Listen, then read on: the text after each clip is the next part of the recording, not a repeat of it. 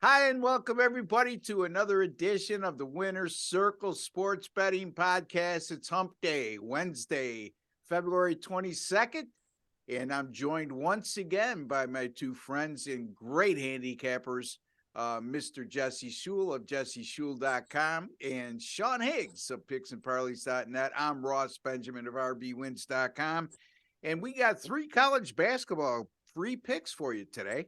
And hopefully we do better than yesterday because we went 1-2. Jesse did cash in, but me and Sean failed. So, that makes us 15-8 over the last 8 college basketball free pick videos here on this podcast. We'll take that any day, but we're going to bounce back with a winning day today. Without further ado, let me introduce these gentlemen to you. Mr. Sean Higgs, how are you, my friend? Well, we said losing day essay. We a couple more of these, we have to change it to the loser circle when we go, two and one on the wrong side of things, especially when whatever. You have a bad day. What are we gonna do? We're just talking off air. I'm up at halftime in a couple games, and you can't hold on the road. What's happening here? Yeah, terrible. The Creighton game, they were up 8 at the half actually, and they got blown out in the second. They will lose the game by 2, but Marquette just came out storming in the second half, and Creighton had no answer, and then he made a late run but fell short.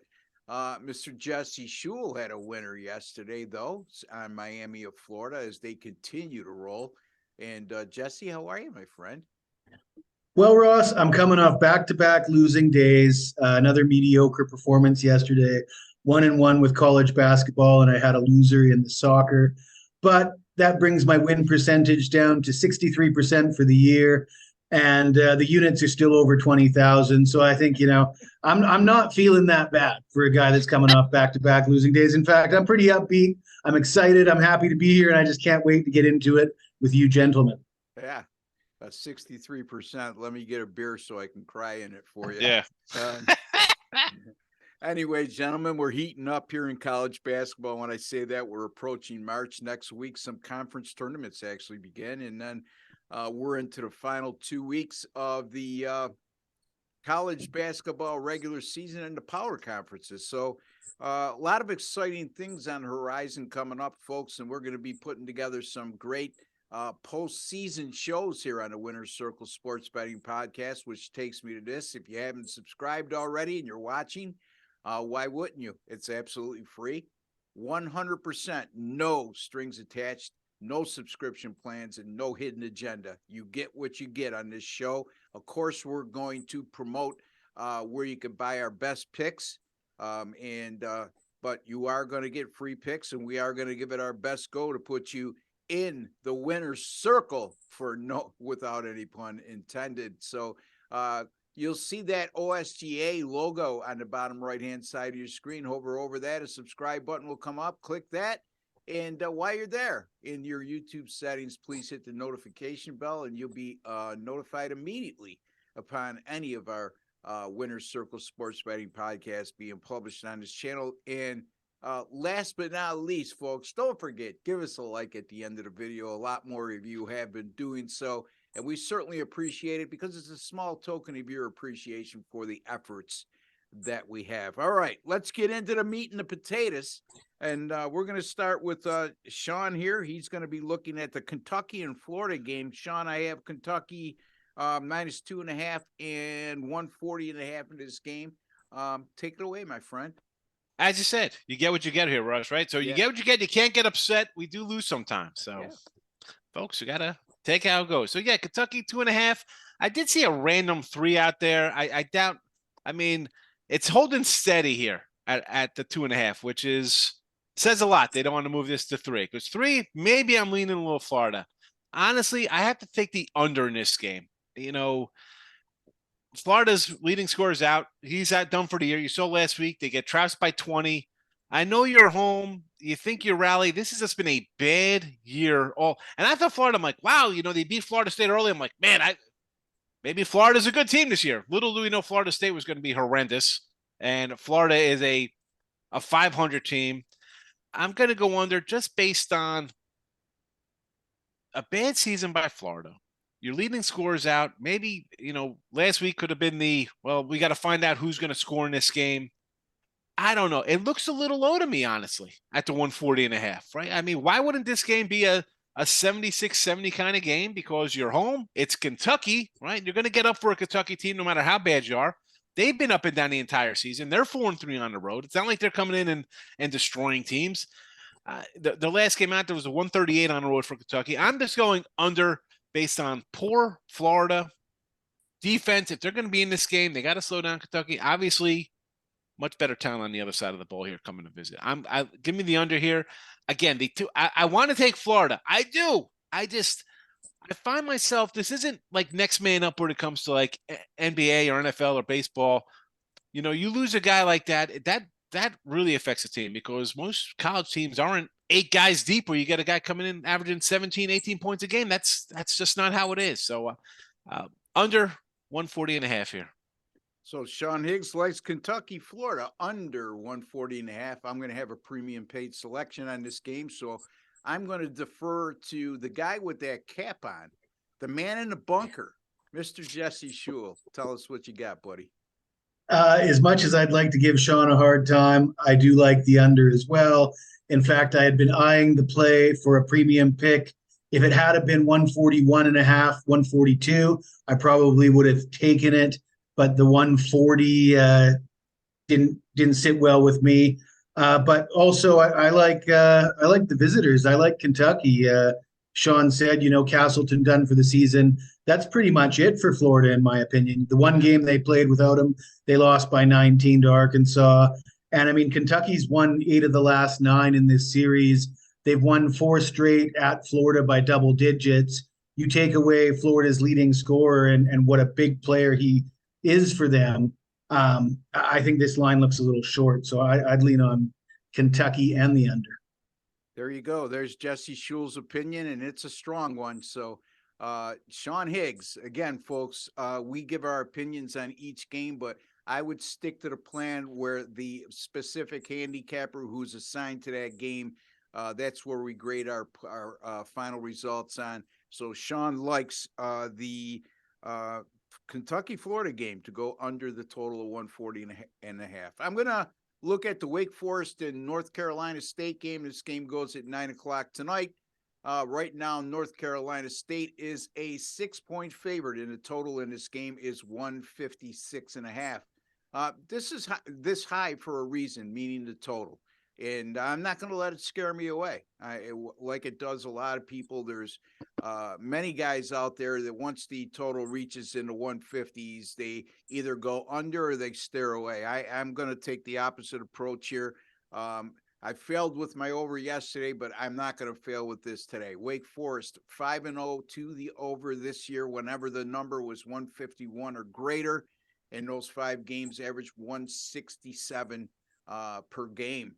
The NC State Wolfpack 7-4 to the over when the total is 150 or greater. So there's a prime example of not being scared to go over the number when it's 150 or greater. Both of these teams have combined to go 12-4 to the over when the number is 150 or greater.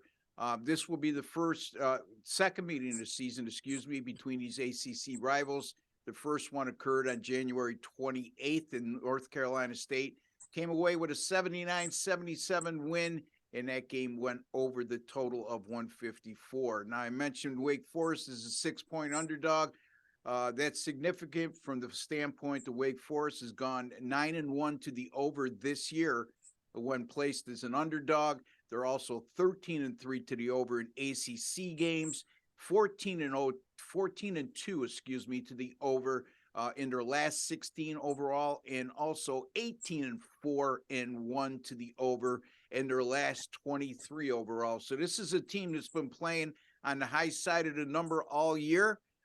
Despite those lofty numbers of going over the total, they've only, like I alluded to, there's only been 5 other occasions where the total has been 151 or more in Wake Forest games, and they've gone over the total each and every time. North Carolina State averaging 83 points per game at home this year. And one of the things that I really like to look at is what their field goal attempts are, because that goes hand in hand to tempo. And in those games at home this year, North Carolina State a very lofty 66 field goal attempts per game. That's an extremely fast pace, folks. Wake Forest, on the other hand, 79 points per game average in ACC play, and they average also 10 3-point makes per game when facing ACC opponents. And Wake has allowed 75 points or more in their last 9 games versus teams that are currently have a winning record. So I am going to go Wake and North Carolina State over 156.5, guys. I know it's a high number, but all indicates to me this should be a wildly entertaining and exciting game. And that's where I'm going. Wake, North Carolina State over 156.5. Higgsy? Yeah, I mean, Wake's, just like you said, on the season, 18-8 to the over. They've put up, 87, 71, 92, 81. They're going to put up points, and they allow 75 points a game. So 155, I what you said, like, you can't be scared and you kind of shy away. Not scared, but I understand. You see the number, it's like, oh boy, 155, 160 in college, that's a ton of points. Yeah. That's a lot. Like, usually games are 74, 70s. Like, most games are in that 144 range. So I'm with you there. I see big numbers like that. It's either you're all in or you don't overthink it. That's like Jess was saying about the 140. It looks a little low. You're like, oh man, I wish it was a little higher number. It's like you see a big number, you're like, oh, why couldn't this be like a 151? I feel a little better about it. But I like the over as well, Ross. There you go. I always feel better when one of my cohorts agrees with me. But like Jesse said yesterday, we better not all agree because that's not a good sign. But I beg to differ. I think that we get too caught up with that fast set. Anyway, Jesse, you heard Sean, you heard me. What's your take on this game? Sean accurately described my thoughts on it. And Ross, when you said that you can't be afraid to bet it over a big number, I'm exactly that kind of guy. I look at the numbers, big number. I don't want to bet it no matter how much I like it. I like your breakdown though, and it makes sense. And I think both these teams sort of suit each other in the way that they're both content to play a high scoring game and abandon the defense. So as much as it makes sense, I just am that guy that I want these games at, a couple points lower. I want to feel like I'm getting really good value on the line every time. Every bet I make, I want that value. So you're going to side with me and Sean? I'm not disagreeing with the pick. I'm just saying I wouldn't bet over a big number like that myself, okay. even though I think it will go over. So in other words, you're scared to bet over a number that big. I'm scared. Yeah, that's what I'm saying. It's my turn. Anyway, all right. There you have it, folks. But I'm the same way, Jess. Like, you see, like, I just can't pull it. Like, yeah. I know this should happen, but you just can't pull. I feel the same way. Like when I see big faves, like, all right, I can't lay these kind of numbers. I just can't do it. It's like, I'd rather pass. I'll leave the money on the table. It's fine. I know I'll find something. Like you said, you need the value. You got to feel like good about it. Like, I feel good about this. I think it's, So yesterday I went 1-2 in college basketball with my premium picks, folks. It broke a string of 3 straight winning days, but I didn't have any college basketball totals yesterday. So keep in mind 29-14 with my last 43 college basketball totals. In any event, let's get right to the game that Jesse's going to cover, and I'm interested to hear your take on this. Providence versus UConn. 6:30 p.m. Eastern time tonight. UConn right now is a 7.5-point favorite, and the total's 143. Speaking of getting scared away, I mean, this looks like a very heavy number to me for UConn to lay. It was a similar situation that we discussed yesterday with Texas against Iowa State, and we thought Texas was a heavy number, and they covered. But Jesse, never know what he's going to do. So we're going to ask him his opinion, and that's the one that counts. Well, Ross, 7.5 is too much for me. I got to take the 7.5 with Providence.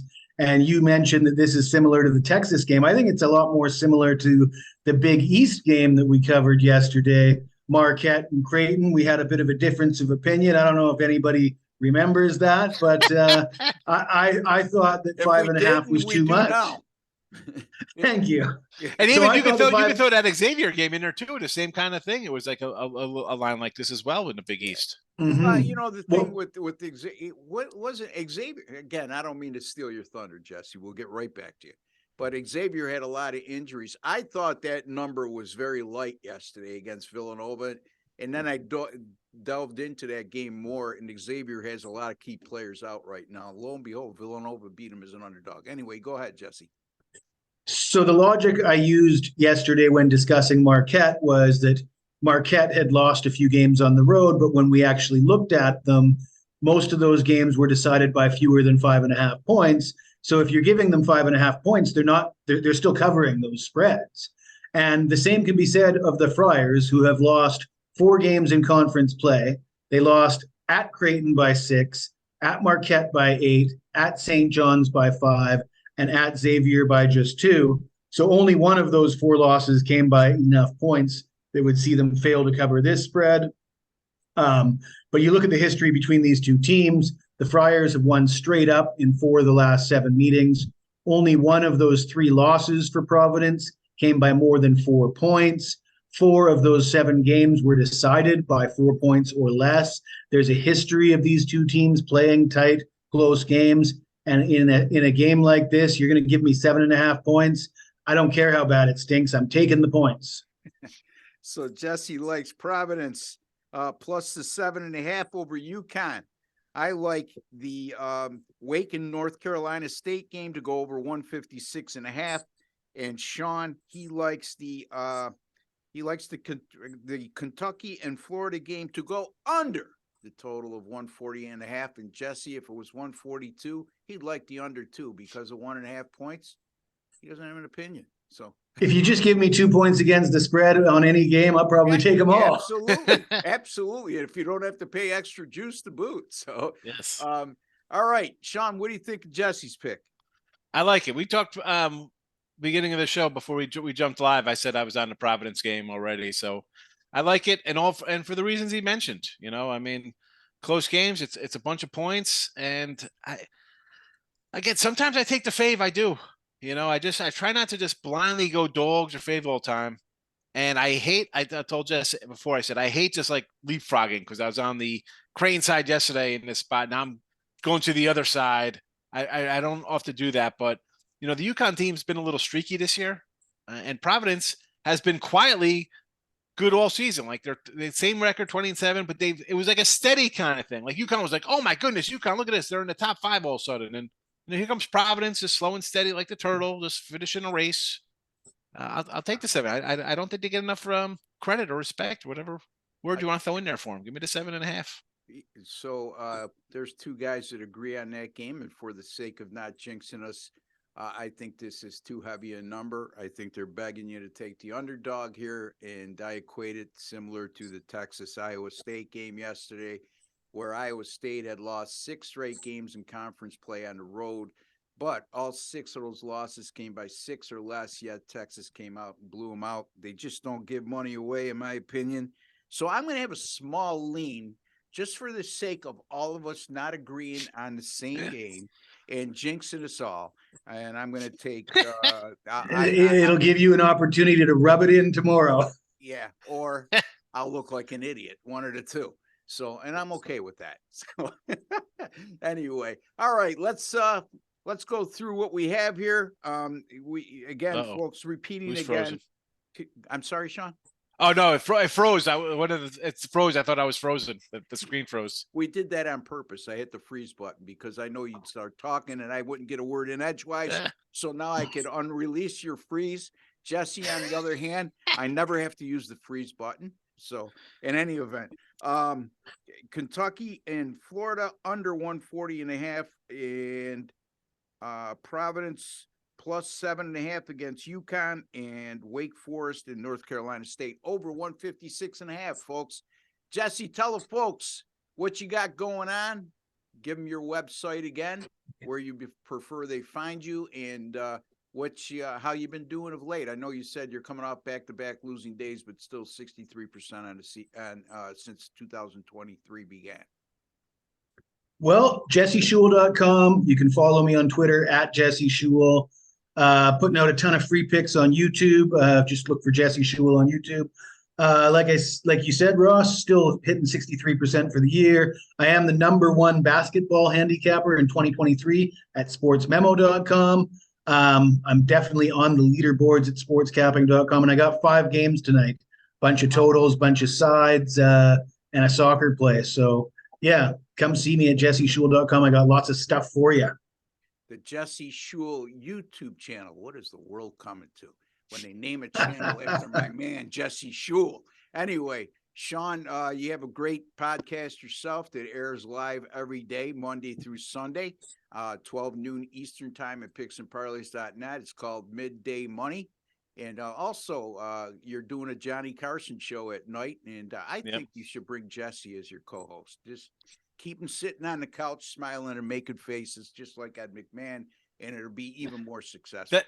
Will we be making faces because at midnight over here, whatever, it'll be morning time. He won't even be. Now he's at the tail end of his night. He's getting ready. It's like, it's late. I'm going to go to bed. Like, I'd have to wake him up, roll him out of bed. I'd say put a hat on, but he didn't have a hat on already in the morning. Hey, right, he's got a shirt on. Give him credit. John, what would it be at midnight over there? What is it? It's 1 p.m. Yeah, 13-hour difference. Well, I mean, midnight is noon here. So obviously, Eastern is noon here.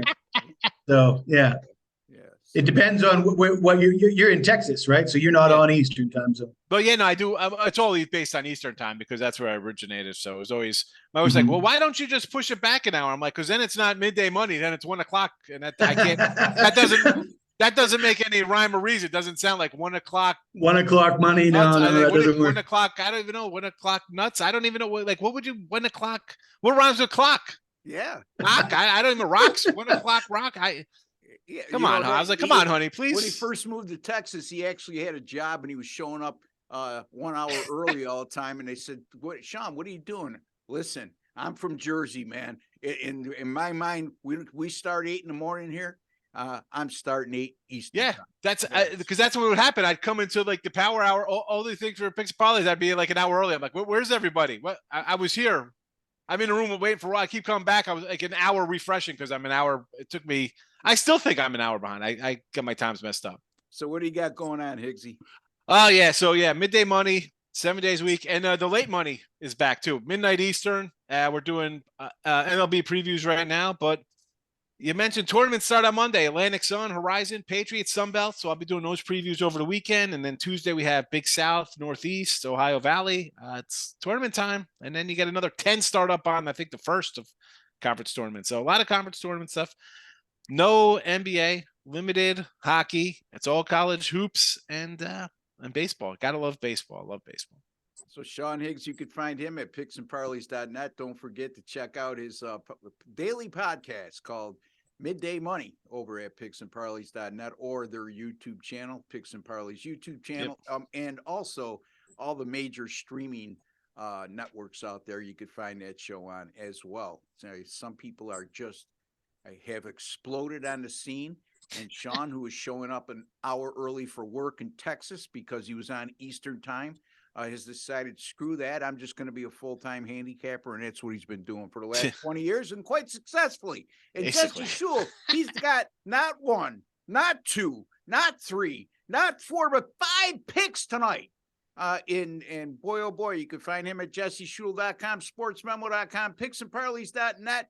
Wherever you want to find him, he's a winner, guys, and so is Sean Higgs and myself as well. You can find me at rbwins.com. It's rbwins.com. And until the next time, for Jesse Shule, Sean Higgs, and Ross Benjamin, we'd like to wish each and every one of you all the very best. Take care and God bless, folks.